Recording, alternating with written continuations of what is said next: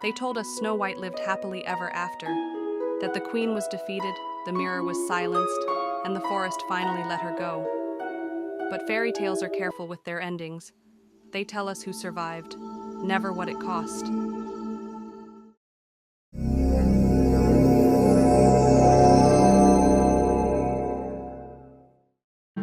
They told us the queen hated Snow White. That jealousy made her cruel. That beauty made her a target. But hatred is loud, and what the queen felt was quiet. She watched Snow White grow the way one watches a flame, not to destroy it, but to keep it from spreading. Because love, when it turns possessive, doesn't ask what you want.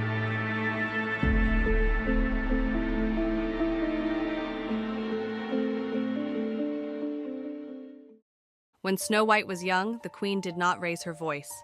She raised her expectations. Slowly, my dear, you'll spill it if you rush. You've done. I'm sorry, Snow White cried out. Lucille caught herself.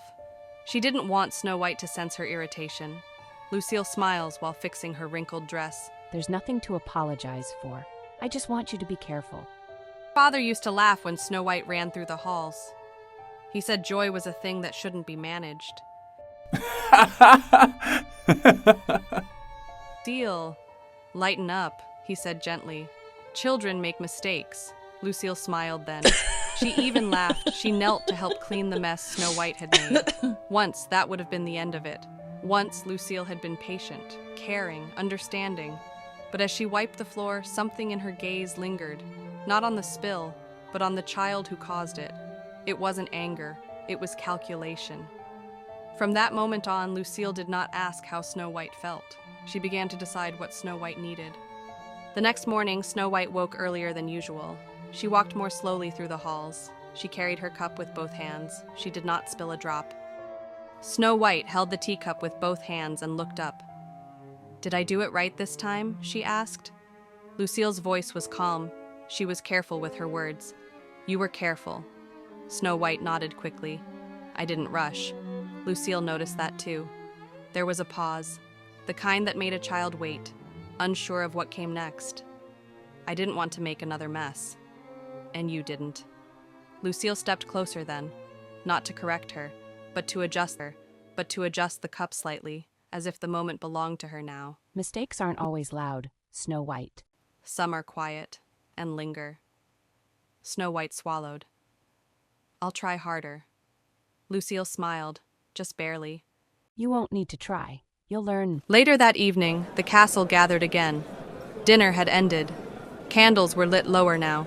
Wine glasses rested untouched as laughter lingered in the air. Snow White stood near the center of the room, hands folded neatly at her waist. She didn't mean to sing. It began as a hum, but the room grew still. Her voice carried without effort. Heads turned. Smiles spread. "She's grown so much," someone whispered. "She sounds like a lady now." She's typically not a young lady. She is still a child, but her voice for once was not noticed. It's like everyone was in a trance. They were lost in the moment. Snow White blushed, unsure where to look, yet continued, encouraged by the warmth around her. The king laughed softly, pride unmistakable in his eyes. He watched her the way fathers do when they realize their child is no longer just a child. Applause followed, gentle at first, then fuller. And that was when Lucille noticed. Not the song, the attention. She smiled, of course, she always did, but her gaze lingered. Not on Snow White's voice, not on her confidence. On the way, the room leaned toward her. Lucille offered a compliment. Elegant. "Such a lovely sound," she said. "Natural talent is a rare thing." The room laughed, politely. The king glanced at her then, just briefly. He said nothing. Lucille lifted her glass, toasting the moment. But her smile did not reach her eyes, because for the first time, the room was not looking at the queen, and Lucille never forgot that feeling.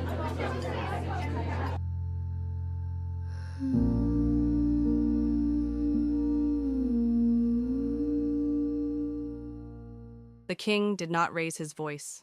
He did not shout. He did not accuse.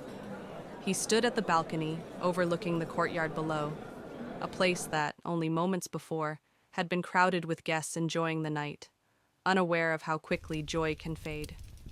The guests seemed taken with Snow White tonight, he said. She has a way of drawing admiration. She did well this evening. The queen smiled, but it arrived a moment too late.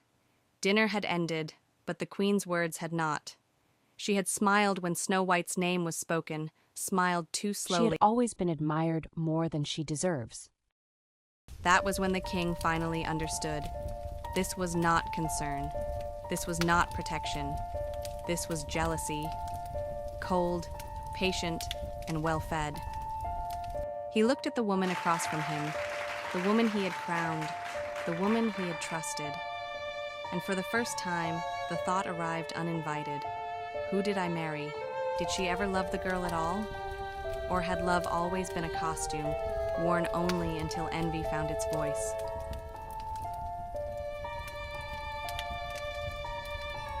Night settled over the castle slowly, the way it always did.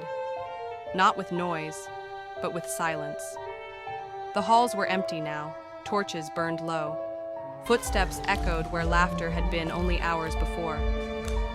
Somewhere in the castle, a door opened, then closed again. No one saw her walk the corridors. No guards stopped her, no servants stirred. She moved as if the castle already knew her intentions. Past tapestries, past sleeping chambers, past doors that should have stayed closed. She did not hurry. She knew exactly where she was going. At the far end of the hall, one door remained untouched by the night.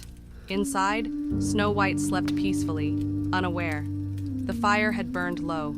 The room was still, and yet, someone stood just beyond the threshold, watching.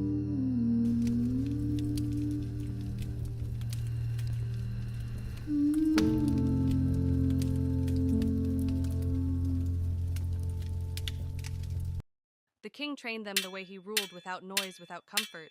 Don't fight me like I'm your king. Fight me like I'm trying to kill you.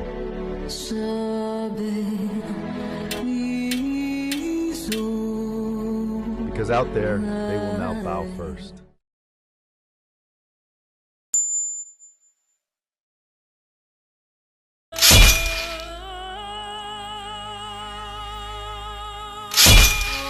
Guard up, too slow.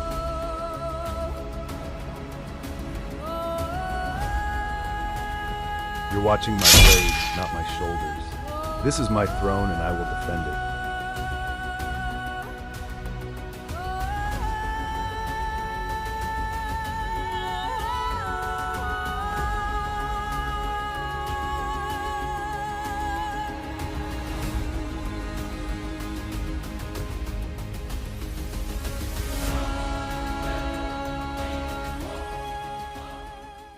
The castle moved the same as it always had. Stone floors, quiet footsteps, work that never stopped. The servant did not notice the weight shifting until it was already too late. Cloth slips, a bundle nearly falls. Snow White noticed before anyone else did. Snow White steps forward. "Wait, let me help you." She did not announce herself. She did not expect thanks. She simply reached out as though helping were the most natural thing in the world. They steadied the laundry together. Oh, Your Highness, you don't need to. Snow White smiled gently. "It's all right. It's heavy." The servant hesitated, then allowed it. No one had knelt, no one had commanded, and yet something had changed. They finished gathering the laundry. "Thank you, child," the servant said sincerely. "You're welcome." Snow White walked on, already forgetting the moment. The servant did not. The queen stood there in the shadows. She did not forget that moment either. But her eyes say something else.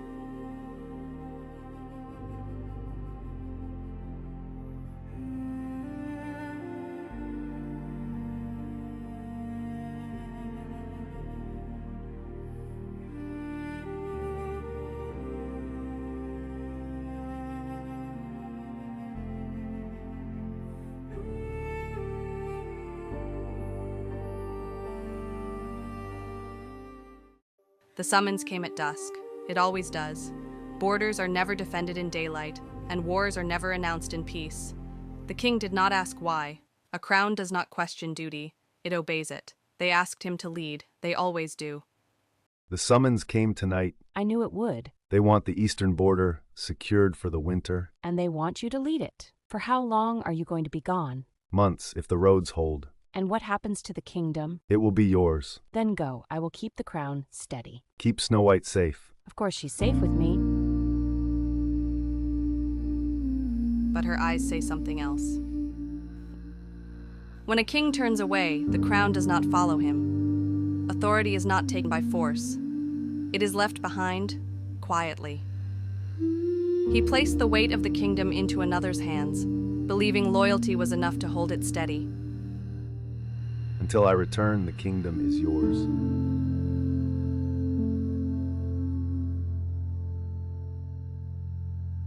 He removes the ring, holds it for a moment. I will keep it standing. She steps forward, not to him, but to the space he leaves behind. War does not begin on the battlefield.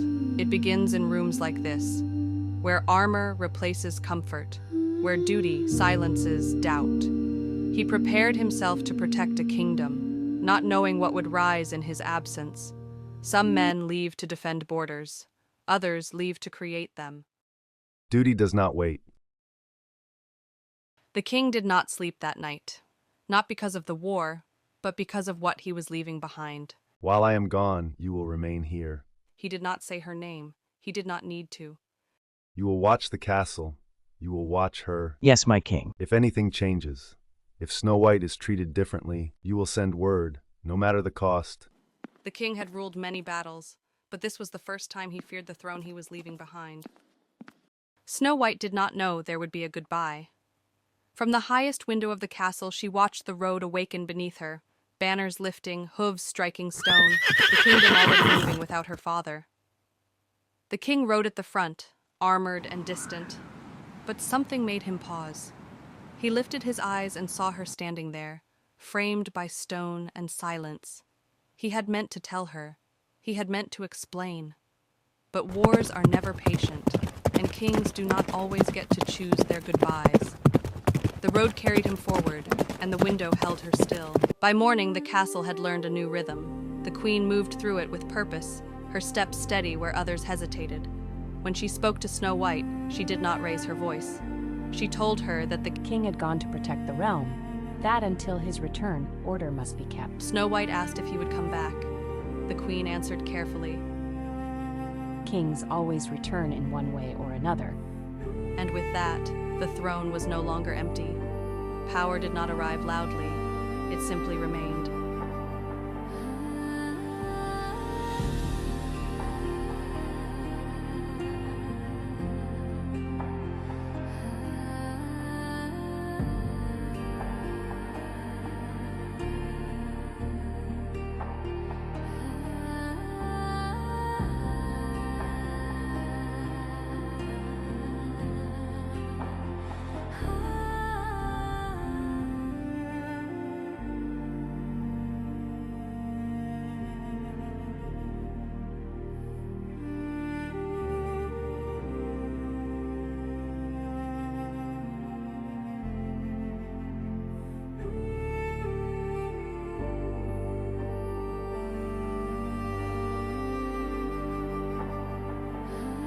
The king has ordered that the child remain in her chambers.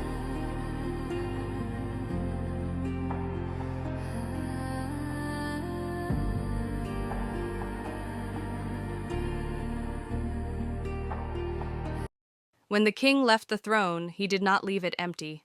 Power does not vanish. It waits. The court assembled. A man kneels at the foot of the throne, and those who remain must learn who now decides what is permitted and what is taken. He worked the eastern fields. He tilled the land that fed the castle, and still he was hungry. You work the eastern fields? Yes, your grace. I meant no theft, my queen. The harvest was thin. My children. Your children are not my concern. You were seen leaving the kitchens at dawn. Before the bells, before permission. She gestures slightly. A guard steps forward, opens one basket. Apples, bread, roots. She reaches for an apple from the basket, unhurried, turns it in her hand. Food is plentiful in this kingdom, for those who are allowed to touch it. I was hungry, Your Grace. So am I, guard taken. For stealing food. For forgetting his place. Guards move in. The baskets remain on the floor. The king wrote from the edge of war. Each letter carried duty and distance. He asked of the castle, of the child, of the queen he left behind. But words once sent are not always received. She read every line. She memorized every instruction, and obeyed none of them. I love you, Snow White. Send my regards to the queen. The child waited for her father's voice, not knowing it had already arrived. The queen did not burn the letters. She did not tear them. She hid them. Because silence is not the absence of truth, it is control. And while the king wrote of protection, the queen wrote a different future. Power does not appear on its own. It is summoned, and it remembers who called it first. In the dark places beneath the throne, the queen did not speak to glass. She spoke to blood. Mother of my mother's line, watcher of what was taken, you are owed your voice. Then the face appears. She had been told long before the crown ever touched her head. I told you, did I not? I told you the crown would not rest on his head forever. You said the throne would be empty. You never said how. No, because the how was never your concern. I told you he would leave. I told you war would call his name louder than home. I told you the kingdom would grow quieted, that silence would belong to you. He still writes. Of course he does. Men always believe ink can undo fate. But you were wiser. You learned when to listen and when to withhold. He's beginning to suspect. The court feels it. Let them feel it. Suspicion is a seed. Fear is the harvest. You were never meant to be loved. You were meant to rule. And the child? The child is not the present. She is the future. And future must be shaped early. You promised me power. And you have it. The throne, the silence, the crown. Now comes the part you did not ask about. Which is, I don't like surprises. Keeping it.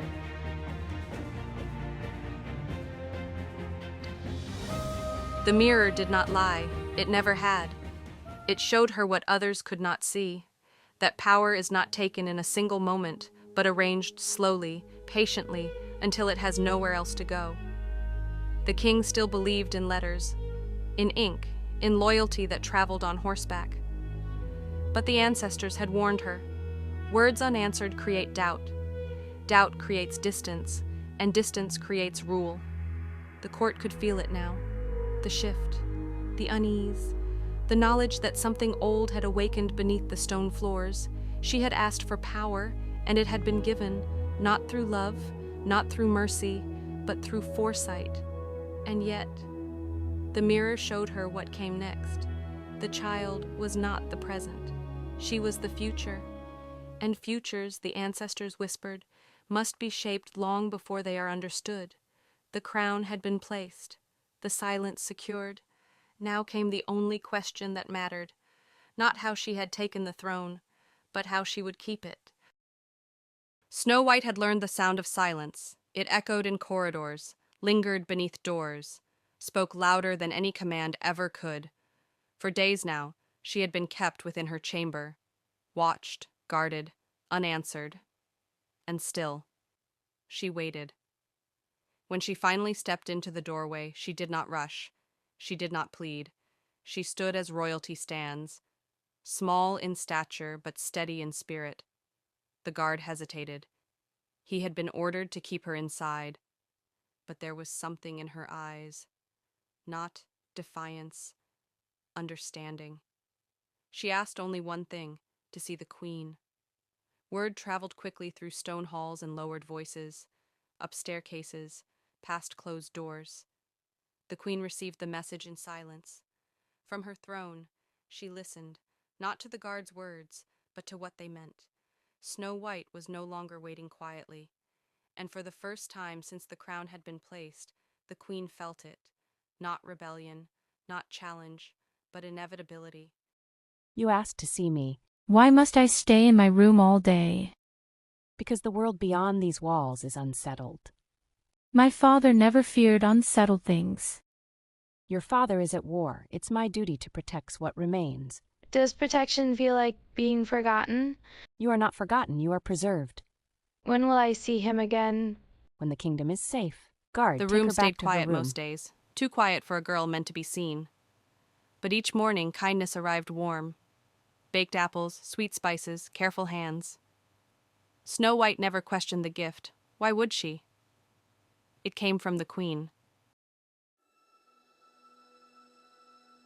War had sharpened the king's instincts. Steel and silence taught him to listen for what was not being said. And now, the queen no longer wrote. Not a blessing, not a command, not even a lie, only silence. She has not written. No, Your Majesty. Does my daughter write? She is not permitted correspondence. She remains in her chambers, as ordered. As ordered by whom? The Queen Sire.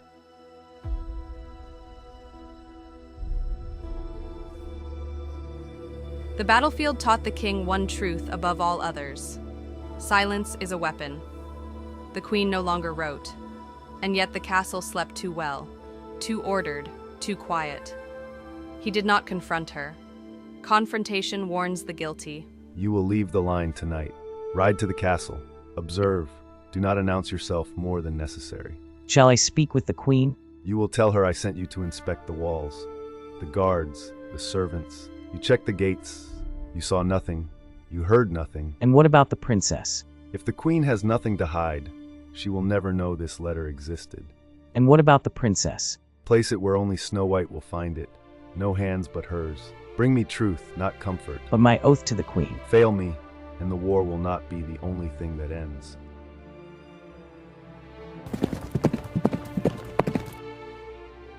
My Queen, by order of the King, I was instructed to inspect the castle and ensure all remains as it should be.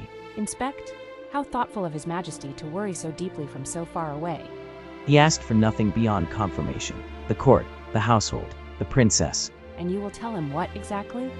That the castle stands, that the court obeys, that Snow White is well. She is cared for, fed safe. Surely the king trusts me with that much. I report only what I see, Your Grace. Then see clearly. And remember, there are many ways to misunderstand a quiet castle. Yes, my Queen. Unapproved, unintercepted, a test. Because if his daughter received it, the queen was innocent, and if she did not, then the throne was already occupied by something far more dangerous. War had sharpened the king's instincts. Steel and silence taught him to listen for what was not being said. And now, the queen no longer wrote. Not a blessing, not a command, not even a lie, only silence. The queen had ruled long enough to know the difference between peace and quiet. Letters had stopped arriving. Not delayed, not lost, stopped. The king wrote no warnings, the court offered no answers, and Snow White continued to eat, to smile, to wait, as if nothing at all were wrong. In war, silence meant strategy. In a castle, it meant betrayal. And if the king had learned to fight without words, then someone, somewhere, had already been chosen. The queen did not go to Esther for comfort. She went to confirm what she already feared. My dearest Snow White, I hope this letter finds you well and warm within the castle walls. I picture you by the window often, reading, thinking, growing more into yourself with each passing day. Tell me, sweetheart, how are the days treating you? Are you eating enough? Are you sleeping soundly? He knows.